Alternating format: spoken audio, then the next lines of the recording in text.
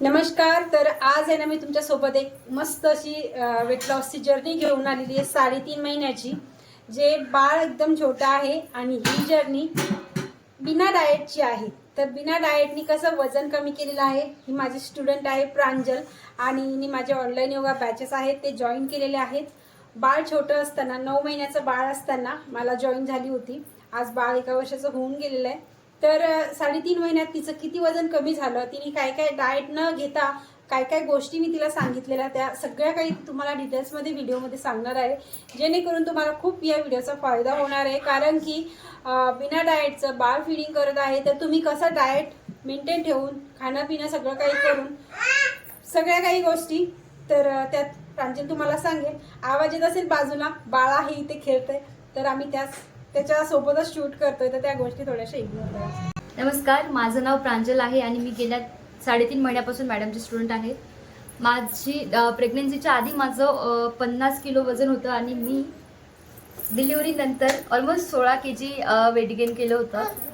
आणि ते weight gain केल्याच्या नंतर मला बरेच प्रॉब्लेम्स सुरू झाले, जसं की खूप पायाचा त्रास, म्हणजे पाय दुखणे वगैरे, जॉईंट पेन आणि बरंच काही. त्याच्यामुळे मी डिसिजन घेतला की मला वेट लॉस करायचं आहे. आणि मग मी मॅडमला भेटली. ती कसं बाळ छोटं असल्यामुळे जिमला जाऊ शकत नव्हती, बाहेर योगालाही जाऊ शकत नव्हती बॅचेसमध्ये, कारण बाळाचं रुटीन तसं होतं. बाळ सकाळी लवकर उठत होतं, तिला ऑनलाईन बॅचेस खूप जरुरी होते. येस. आणि मग मला यूट्यूबवरून मॅडमचा नंबर वगैरे भेटला. मी त्यांना कॉन्टॅक्ट केला आणि त्यांनी मला व्यवस्थित सगळं समजून सांगितलं, गाईड केलं आणि व्यवस्थित सांगितलं की तू फीडिंग मॉम आहे, मग तुला हेवी डाएटही करता येणार नाही आणि सी सेक्शन झालेले, त्याच्यामुळे स्ट्रेचिंगही करता येणार नाही. म्हणून त्यांनी मला म्हणजे खूप मायनर असे योगाचे पोजेस वगैरे सांगितले. आणि बाळाच्या सोबत शूट करतोय, थोडंसं इग्नोर करा, मस्ती चालू आहे त्याची. आणि एकदम व्यवस्थित डाएट प्लॅनही दिला, जेणेकरून माझी ही हेल्थ वाईज मी पण चांगली राहील. फक्त मी वेट गेन, कमीत कमी माझं वेट गेन होणार नाही, ॲटलिस्ट जेवढं आहे तेवढं तरी राहील. बट त्या हिशोबानेच आम्ही ते डाएट केला होता, ऍक्च्युली बनवला होता कस्टमाइज डाएट. पण त्याच्यामध्ये काही ऍक्टिव्हिटी वाढवल्या, मग त्याच्यामुळे तिच्या कॅलरीज चांगल्या बर्न झाल्या आणि वेट लॉस. सो मी म्हणजे माझा सकाळी मी 5:30ची तुझं रुटीनच सांग ना तू, म्हणजे आणि मला सकाळी 7:30ची किंवा 9ची जी बॅच असते मॅमची, तर ती तर करायला होत नव्हती, म्हणून मी सकाळी 5:30चीच बॅच, म्हणजे जेव्हा अनंत झोपलेला असतो तेव्हा ती केली. त्यामध्ये पण मला जेवढ्याच जमत होत्या एक्सरसाइज करायला तेवढ्याच मी केल्या. जास्त हेवी स्ट्रेच केलं नाही बॉडीला, कारण सी सेक्शनमुळे ते मला करायला अलाव नव्हतं, कारण काही त्रास वाढले असते अजून. सो मी त्या केल्या काही, जसं की आम्ही समोर तुम्हाला व्हिडिओमध्ये करून दाखवूच की कोणत्या आम्ही एक्सरसाइज केल्या. बेली फॅटवरती जास्त असर करतात. हां, बेली फॅट साठी ज्या आहेत एक्सरसाइज, तर त्याचं आम्ही तुम्हाला दाखवू समोर करून. आणि त्याच्यानंतर मग जे डाएट आहे, तर त्या डाएटमध्ये मी थोडं माझं शुगर आणि ऑइलचं प्रमाण खरंच खूपच कमी करून टाकलं, जसं की चहा वगैरे स्किप करणं, हे ते असं थोडं. आणि ज्या पोळ्या वगैरे, आता आपण भाजी तर करावंच लागतो, भाजी तर खाऊच शकत नाही बिना तेलाची त्याची, पण जी पोळी आहे, आपण पोळीला तेल लावतो, ते आपण स्किप करू शकतो. थोडंसं मिठाचं प्रमाणही थोडंसं कमी केलं. आणि बऱ्याच म्हणजे डाएटमध्ये इन्क्लूड केल्या काही गोष्टी, जसं की फ्रूट्स जास्त इन्क्लूड केले, स्प्राउट्स इन्क्लूड केले. आणि एक प्रॉपर प्लॅन बनवला की एकदमच खूप खायचं नाही, थोडं थोडं खायचं आणि हलकं खायचं, म्हणजे पोटही भरेल. आणि प्रोटीनचा आणि फायबरचा इंटेक जास्त ठेवल्यामुळे फीडिंग करताना बाळालाही म्हणजे त्याचाही काही असा प्रॉब्लेम झाला नाही. प्लस वेट लॉस चांगल्या पद्धतीने. तर फायबर आणि प्रोटीन मध्ये तू काय काय मी तुला सजेस्ट केलं ते सांग. तर ब्रेकफास्टमध्ये मी मोस्टली ओट्स, एग्स आणि स्प्राउट्सचा जास्त इंटेक केला. त्याच्यानंतर असं नाही ना, प्रत्येक गोष्टीची एक लिमिट असते, प्रत्येक गोष्टीमध्ये कॅलरी असतात. एक बाउल ठेवला होता, त्या बाउलमध्ये तिने ओट्स घेतलेले आहेत, त्याच बाउलमध्ये तिने एक स्पेसिफिक क्वांटिटीमध्ये घेतलं. आणि नंतर चहा कॉफी जरी घ्यायची असेल त्याच्यानंतर घेतली ऑफकोर्स. आणि जिरा पाण्याचाही यूज केला मी थोडंसं याच्यासाठी, डायजेशनसाठी. त्याच्यानंतर प्रॉब्लेम होतोच डिलिव्हरीनंतर. आणि मग लंचमध्ये जे प्रॉपर मील होतं ते घेत होते, फक्त त्यामध्ये ऑइलचं प्रमाण जरा खूप कमी होतं. सलाड आणि ते सलाद वगैरे जास्त घेत होतो जसे काकडी वगैरे घेते सर्व भाजीपाला आणि- जास्त खायची. हा आणि व्हेजिटेबल्सवर ग्रीन लेफी व्हेजिटेबल्सवर जास्त भर होता, कारण की अनकसाठी ते व्यवस्थित होतं. आणि त्याच्यानंतर 4 वाजता वगैरे स्नॅक्स टाइम मध्ये 4 तू असे नंतर मखाणे snacks. किंवा ड्रायफ्रुट्स हो. थोडेसे घ्यायचेस ना. ड्रायफ्रूट थोडे कमीच घेत होती, पण मखाना वगैरे मुरमुरं हे ते भाजून वगैरे असं जास्त चालत होतं, जे हलकं आहे, फक्त पोटाला थोडंसं वाटलं पाहिजे की काहीतरी खाल्ले म्हणून, बस तेवढ्यासाठी. आणि नंतर डिनर थोडं मी लवकरच करत होते, कारण की प्रॉपर घ्यायची. प्रॉपर घेत होते पण लवकरच करत होते, म्हणजे ऑलमोस्ट 7-1 वाजताच मी डिनर माझं करून घेत होते, कारण की मी 4चा जो माझा ऑफकोर्स बाळ फीड करत होतं, मला जास्त भूक लागत होती, तर मग मला ते 4चा जो स्नॅक्स मी खूप हलका घेत होते, तर ते मला लवकर भूक लागायची, तर मग मी लवकर घेत होती.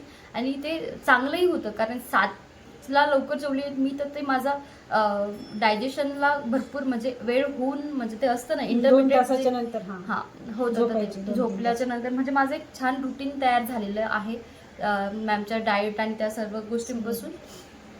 आणि मग सकाळी पण 10 पर्यंत परत ते ब्रेकफास्ट म्हणजे 8-8:30 पर्यंत रेग्युलर रुटीन. आणि डिनर पण एकदम प्रॉपर जो आपण म्हणजे हे करतो, फक्त त्यामध्ये ऑइल वगैरे हे ते. बाळाची ऍक्टिव्हिटी वाढली, तिचीही ऍक्टिव्हिटी वाढली, मग त्याच्यामुळे पण तिला स्टार्टिंगला खूप थकवा जाणवत होता, पण आता एक्सरसाइज वगैरे याच्यामुळे एकदम म्हणजे योगा एक्सरसाइज केल्यामुळे छान थकवा आता वाटतंय. जाणवतच नाही आणि एनर्जी फुल असते. फुल असते. माझं एवढं कितीही तरी पळलं तरी आहे. मी ते तयार असते त्याच्या मागे पळायला, त्याला सर्व काही त्याच्यामध्ये कॅलरीज जातात आपल्याला कळत नाही. हो. त्याच्यामुळे तुला अजून चांगला रिझल्ट भेटला. आणि बेली फॅट साठी मी चांगल्या तिला प्रॅक्टिस दाखवल्या होत्या, ती आता तू दाखव आता व्हिडिओ मध्ये. आणि योगामुळे एवढंच नाही तर बाळाच्या सगळ्या गोष्टी टॉलरेट करायची पण शक्ती येते, थोडे पेशन्स वाढतात, असं डोकं शांत असतं की असं चिडचिड होत नाही. आणि आपण डिलिव्हरीच्या नंतर कारण की बाळाचं मोस्टली लेडीजला ना हा प्रॉब्लेम येतोच. चिडचिडपणा वाढतो, आपला थकवा असतो, स्ट्रेस असतो, समजत नाही कधी काय करायचं. पण योगाने ह्या गोष्टी, मेडिटेशन ह्या गोष्टी करतो ना आपण, तर त्या बॅलन्स ठेवतात आपल्या शरीराला, माइंडला. म्हणून असं बारीक होण्यासाठी वाटतं कोणाकोणाला योगा म्हणजे असं बारीक होण्याचं जर तुमचं नसेल एम, पण तुम्हाला डिलिव्हरी नंतर जर तुमची मेंटल स्टॅबिलिटी ठेवायची असेल तर तुम्ही मला एक कॉल आला होता आता परवा दिवशी, एक स्टुडंट आहे, एन्झायटी का आहे म्हणजे असं तिला त्रास होतो, तर काय करायचं मॅडम, तर योगाने ह्या गोष्टी. म्हटलं हा आरामात तुम्ही जॉईन करू शकता. तर आता त्या जॉईन होणार आहेत 1 तारखेला. तर असे कॉल्स वगैरे येतच राहतात असं जर्नलमध्ये, काही ना काही इश्यू असतातच. तर हे क्यूट बाळ आहे आणि खूप मस्तीखोर आहे बरं का. एका ठिकाणी थांबत नाही आणि प्रांजलला त्याच्या मागे धावतच राहावं लागतं. आता आपण प्रॅक्टिस बघून घेऊया. आता हे खास करून बेली फॅट साठी एक्सरसाइज आहेत. या एक्सरसाइज आहेत ना सकाळी खाली पोटानेच करायच्या आहेत, कारण की प्रांजल आहे ती 5:30ची बॅच जॉईन करायची. तिला ह्या प्रॅक्टिस करायला खूप सोप्या जायच्या, खूप जास्त. तर त्या आता तुम्हाला दाखवते. तुम्हाला जर सकाळी टाइम नसेल, उठायला त्रास होत असेल, तर तुम्ही ऍटलीस्ट जेवण झाल्यावरती 2 तासांनी या प्रॅक्टिस करायची आहे. तर प्रांजल स्टार्ट करायचं. 1 2 3 4 5 6 7 8 9 10. ओके, 10 काउंट झाले. तुम्ही 50चा तरी एक राऊंड म्हणजे 50 काउंटिंग तरी झाली पाहिजे. आता या पोझिशन मध्ये पाय लांबून द्यायचे आणि एक पायाला किक मारायची. नाही, झोपल्या हात वरती न्यायचे कानाच्या मागे आणि पाय उचलायचा. 1 पाय उचलायचा. 1 2 3 4 5 6 7 8 9 10. Okay, next. ओके, तिसरी प्रॅक्टिस करण्यासाठी स्टार्ट करायचे. 1 2 3 4 5 तो झोपलेला असतो ना, त्याला माहिती नाही मम्मी काय करते. 6 7 8 9 10. रिलॅक्स. आता हात आहे ना कमरेच्या खाली ठेवायचे प्रांजल. आता कसं करतो सायकलिंग. 1 2 3 4 5 6 7 8 9 10. रिवर्स राऊंड सायकलिंगचा 1 2 3 4 5 6 7 8 9 10. ओके. आता फक्त लास्ट प्रॅक्टिस आहे. Okay start.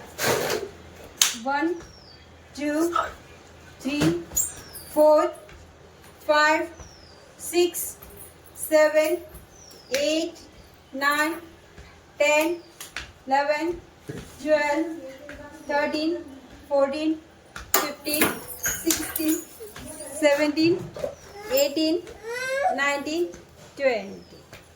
Okay relax. डाव्या साईडला वळायचं. डाव्या साईडला वळायचं आणि उठून बसायचं. लागलं तुला? लागलं तुला? तर या प्रॅक्टिस तुम्ही करा. प्लस सांगितलेला जर्नी आहे वेट लॉसची, म्हणजे डाएट सगळ्या काही गोष्टी त्या आपण फॉलो करा आणि चांगला रिझल्ट घ्या. खूप चांगल्या पद्धतीने व्हिडिओ, खूप मेहनतीने आम्ही हा व्हिडिओ बनवलाय. कसा बनवलाय आमचा आम्हाला माहिती आहे. ठीक आहे. कॅमेरा ओढतोय, काय काय करतोय बाबू आमचा आज. तर तुम्हाला नक्कीच हा व्हिडिओ आवडला असेल तर लाईक करा आणि चॅनलवरती पहिल्यांदा असेल तर सबस्क्राईब करा आणि कमेंट करायला विसरू नका. चलो बाय बाय.